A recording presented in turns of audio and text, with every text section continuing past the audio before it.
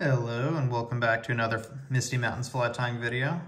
Today we're going to be doing a Craft Fur Clouser Minnow. I like to use this in high water situations. It makes a pretty good black leech representation. So, all right, let's get into it. So we're going to start off with a Mustad. It's a 3366. And this is a 2/0. Yeah, it's a little bit bigger of a hook, but this is a trophy trout / bass pattern. So we're tying it big. Go a little bit further down. All right. So to start out with, we're going to add some bead chain eyes. This is some Spirit River stuff, size large bead chain.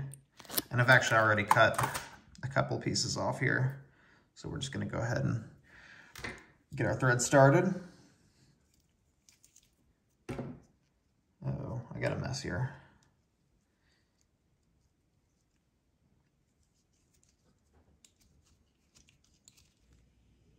Okay, we're gonna get our thread started.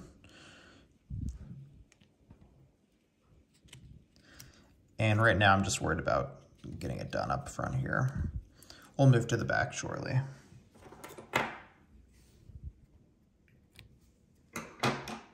So if you've ever added lead eyes or bead chain eyes before, it's pretty simple stuff. You just want to choose where you want to lay them down at.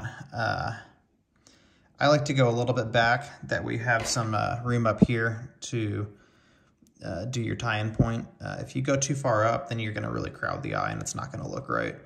Also tends, in my opinion anyway, tends to swim a little bit better. So I go back, about there, 1/4 inch or so.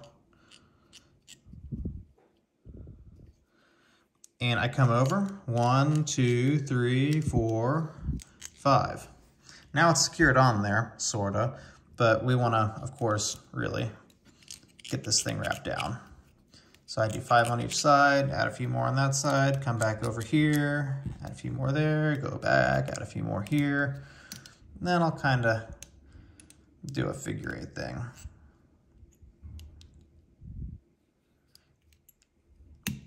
Not rocket science, not anything you have to be super specific about, as you can see. We're just trying to really lash it on there. I'm gonna go under a few times and putting a little bit of tension on the thread at this point. So that looks pretty good to me. So from here, I'm gonna go ahead and just wrap back to about maybe a hair past the hook point, maybe between the hook point and the barb. If you look at the natural bend of this hook, it starts to bend right about here. And I actually, if you want to be really specific, went just a bit far back. But once it starts bending backwards, if you start tying in and pinching materials down, then they have a tendency to want to lay down along with the bend of the hook. We don't want that. We want the materials to just come straight out. So that's where we're going to stop. Actually, I'm going to just come back a little bit. So there, that looks a lot better to me. Kind of wrap back up, just putting on a nice little thread base so that our materials can grab on better. We're going to keep on coming up, and we're back up front. So we're going to use the main material, which is going to be craft fur. Like I said, we're going to use black. And I like to take a pretty big clump of this stuff.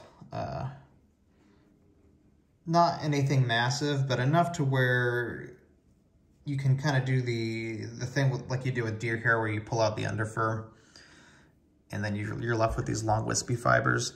So on the hank there, I grab about that much and I'll clip that off. Get that out of the way. And so, just like I said with bucktails, deer hair, you really want to clean out the underfur. Look at all that. And I'm just pinching here and pulling there. And there's a lot in there. Okay, so now that we did that, we're gonna kind of lay our craft fur up against the hook. And this is where we can kind of gauge, like, how long do we want this thing to be? You can kind of eyeball it. You start with the tips of your material, and go to the very bend of the hook and go, okay, 1, and then you kind of keep a mental note of like where you stopped over here. And then you go, okay, so there's 2. So twice the length of the hook shank. We could go a little bit longer. So let's just do that. Let's use all this material here. And I'm doing 1 loose wrap over the top. Very, very loose. And that's to just capture the materials, right? I'm gonna do another one. And I say this in all my videos, always loose wraps first. You're just grabbing stuff. You're not pinching it down, we're just grabbing. Now on that second one, you can see now I'm kind of pulling a little bit tight. I'm not really cranking on it, but just tight enough to where I'm like, okay, this is grabbing the material at this point. If I let go, this material is not going anywhere. So I'll wrap down a couple more times. So if I were to wrap down this material up front as it is, you're gonna have all kinds of weird little fibers coming up into the eye of the hook.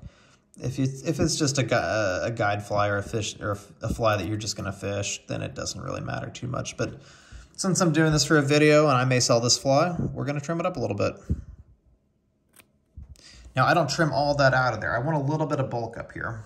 Not a lot, but a little bit. Otherwise you're gonna have a really skinny clouser head and that just looks weird.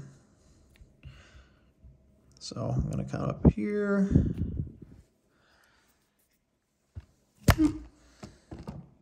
My bad. All right. That's probably the first of many times that I'll do that. Okay. So we can go ahead and wrap down on the material now. And we're not trying to cover all of this up. We're just trying to make it look a little bit tidy. Okay, so this is probably the most tricky part of this fly, and especially with this exact pattern and this color scheme because I'm using black thread on black material. In a normal clouser, this would be a whole lot easier for you guys to see. But I'm gonna do my best to at least explain it while I manipulate my camera back to where I wanted it in the first place. So what we're doing is we're gonna come back up to the bead eyes and we're gonna come behind, kind of turn this so you can see it. We're gonna come behind and then over, right behind the bead eyes. And we're gonna pull tight. We're gonna do it a couple more times. Okay, so now that's laying a lot closer to that hook shank. You can just leave this as is, and if you were to do this, I wouldn't fill all this in back here. I would just leave the hook blank there, back there. But in this case, we're gonna wrap forward. But you could leave this here and fish it and tie the rest of this fly the way we're going to. It will fish just fine. I'm doing a more traditional clouser tie, but at a later video, I can maybe show you guys what I'm talking about. And it's a more like free flowy kind of fly. It looks really cool. Anyway. So we've done our wraps here, right? So we're gonna come across, kind of diagonal, and then we're gonna come straight up. And when we do this, we're gonna lay the second wrap right where we put that first diagonal wrap at, if that makes sense. And then I'll do another wrap there, okay? Then I'm gonna come diagonal again, and then I'm coming back up on that same thread wrap. One more securing wrap there. Doing it again. And we're doing this all the way to where I stopped dressing the hook back here. I'm gonna come across again. We're gonna come across one more time. So before I come back, the reason why we do this is in a normal clouser where it's not black on black, this will make your thread wraps that are gonna hold this material down in your hook shank look way more professional. It just looks good. Instead of just kind of randomly, nobody likes that. It doesn't look good. It has nothing to do with the way that the fly fishes, really. This is all presentation here. So when we come back, we're gonna create an X, basically. And we're gonna go where we're wrapping vertically, we're gonna do another one. Now, because this is black on black, it's really hard to see where your thread wraps were. So if you want me to be completely honest, I'm kind of just doing my best and guesstimating where those thread wraps are. As you can see, it looks pretty good up there. I mean, you're not gonna notice. Nobody's gonna notice. But this is more just kind of a, like I said, a more professional dressing on this fly. So we're back up to the bead eyes. If you want, go ahead, throw in a half hitch rotary vise. Get yourself a rotary vise. Thank me later. So the next thing we're going to use is some Krystal Flash. This is a black pearl, you know, like the Disney movie.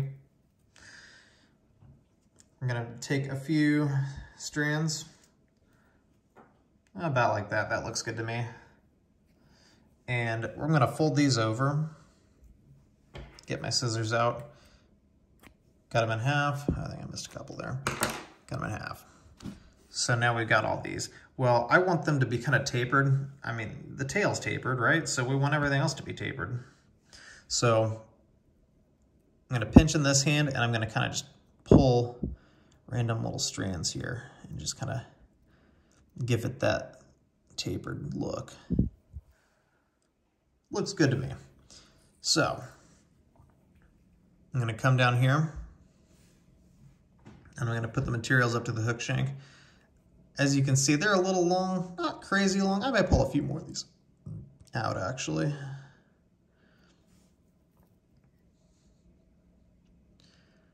Come back like that. Okay, so I'm gonna try and divide them up with the point of the hook and then pull them through. I'm gonna pinch up here, let go with my left hand. As always, loose wrap, pull down a little bit, tight wrap. Do a couple more, 1, 2. So at this point, you can take your strands up here and you can fold them back if you want to and create more flash. Sometimes I do that, sometimes I don't. Let's go ahead and do it this time just so I can show you. So I just pulled them forward like you saw there. And I'm gonna wrap on them again. This time I'm just doing tie wraps. You're not really gathering much of anything. So there we go.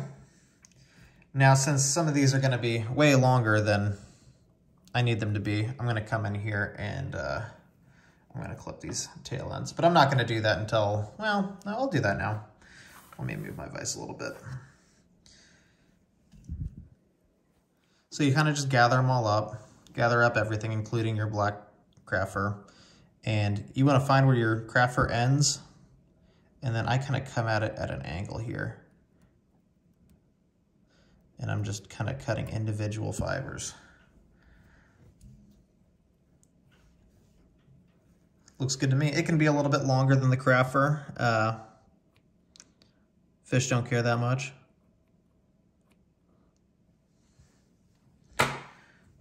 All right.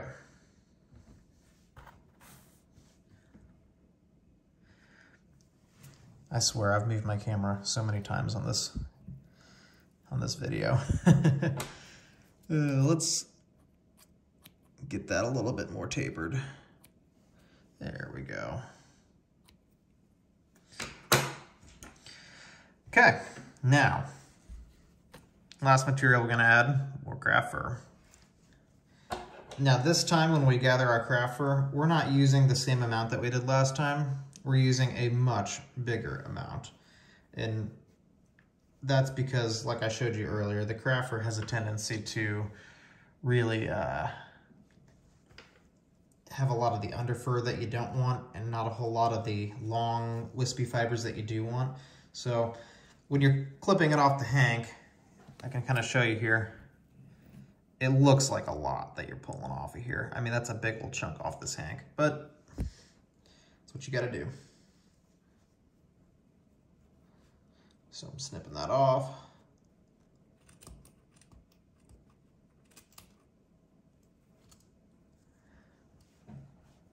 Okay. Now I'm gonna grab the end fibers here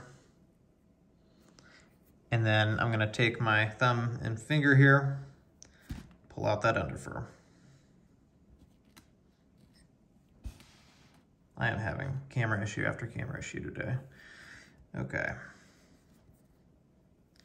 Still getting used to this whole filming a fly tying video thing. I've been tying for 20 years and I have never filmed myself doing it until recently. So I'm learning with you guys. All right. So as you can see, that's a bit more than the last hank we put on there. We're gonna try and measure this up to the last bit we put on. We want it to be same length, maybe a hair longer. So what I have here is about perfect. And I'm gonna go ahead, get myself some more thread here. And I'm gonna lay this on top. Remember, loose wrap, just gathering, pulling it tight a little bit, not really tight, but just enough to where it's kind of grabbing it. Another loose wrap, do one more loose wrap, and that's what I'm pulling down. Do a few more binding wraps there. Okay. That's not going anywhere. From here, I'm gonna divide using that hook point. Doesn't have to be perfect. Use the hook point, push past, push through. Great stuff. Great stuff.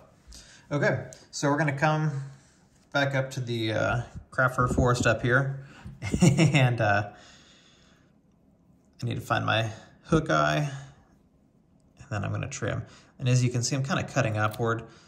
That will give it a tapered effect whenever I wrap down on all this material. Now, as you'll notice, I'm going to show you something I did wrong. Not a lot of guys on videos will show you what they do wrong. They're going to just show you what they do right, or else they're going to do something wrong and try and explain it away. When I tied this in and gathered it, as you can see, it's really tall. The tail material is really tall over here, but over here it's basically blank. I tied that in at a wrong angle. So what I'm gonna do to remedy this a little bit is I'm gonna just pinch and I'm gonna twist. I don't have it tied in that tight yet, so I can do this. I can just kind of manipulate this material where I want it to go. Got it a little bit more evened out. I like it. So we're gonna come back up and we're gonna continue trimming.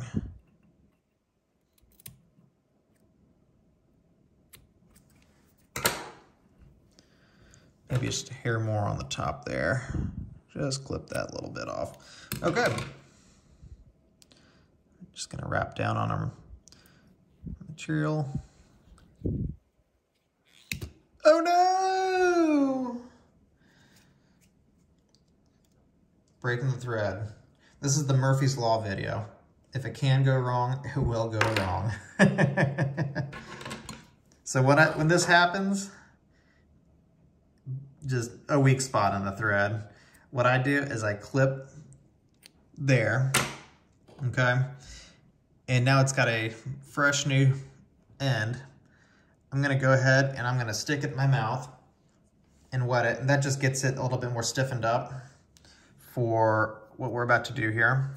You can use the threading tool that you can find at any fly shop, or I just go ahead and stick this back up into the bobbin and I just suck on the other end. Too easy. For years and years and years, I would use the threading tool for this. And finally, it just got to the point where I started being able to do it faster this way. So it's one less tool I need to carry around now, because I do a lot of fly tying, not at home. So we're gonna continue to build a thread base here. And this is the point where we want it to be kind of smoothed over.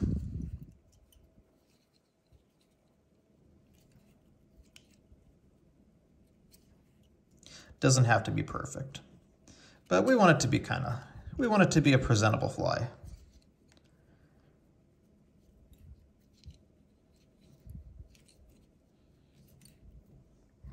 A little bit sticking up over there. I don't really care. That's not a big deal. Got a rogue wild hair there. I have to clip that one out. All right, good enough for me. So, throw a couple half edges in.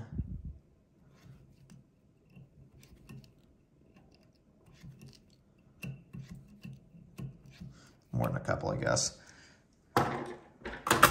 Thread broke right there. I must have a bad roll of thread. Oops.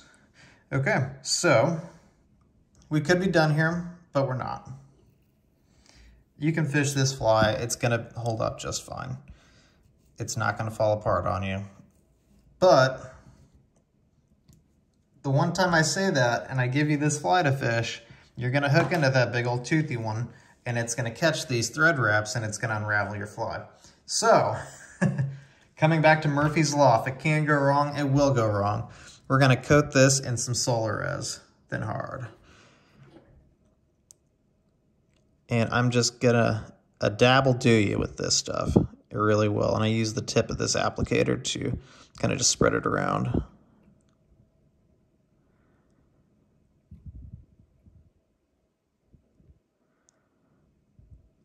I'm not trying to build anything up. I'm just trying to cover up thread wraps.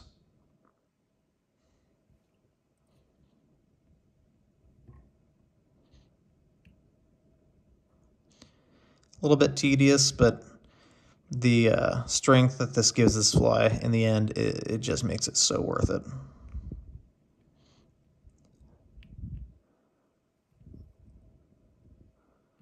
I'd call it bulletproof, but I haven't shot one of these yet. Ha ha ha ha ha ha. Okay.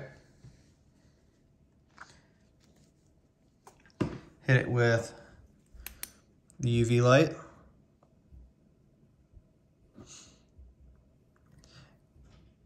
And I'm still pretty new to the UV stuff. I feel like I hit it with the UV light a lot longer than I probably should. I see guys that they'll just come up here, boop, and they're done. I like to just hold on there for a minute, just because it gives me the confidence that it's working. So if I'm just being ridiculous, let me know in the comments. That's it, folks. Craft Fur Clouser Minnow. Great leech pattern, great high water, muddy water pattern. It'll catch you some big fish. Go try it out at home. Let me know how you like it. Thank you very much for watching. And as always, if you're interested in a guided fly fishing trip, I do trout, smallmouth, and mostly fly fishing. But if you're into the spin fishing thing, I'll take you out to do that, and I won't give you too hard of a time. Y'all take care and have a good day.